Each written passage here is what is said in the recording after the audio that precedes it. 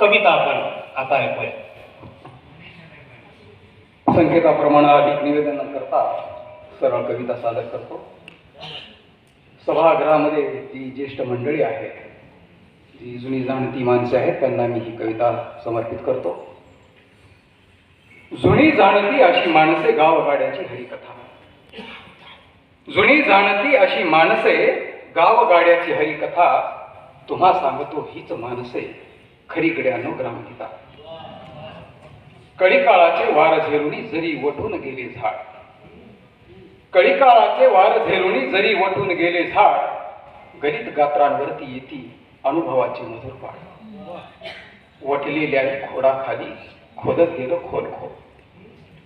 वटलेल्याही खोडाखाली खोदत गेलो खोल खोल. लागतेच की मुळा होती जिव्हाळ्याची शीतल. सुकलेल्या या फांदीवरची जरी पिवळी पडली पाने. सुकलेल्या या फांदीवरची जरी पिवळी पडली पाने.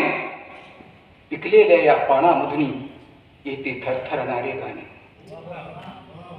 या वृक्षांच्या फांदीवरती तुमचा आमचा होता भार.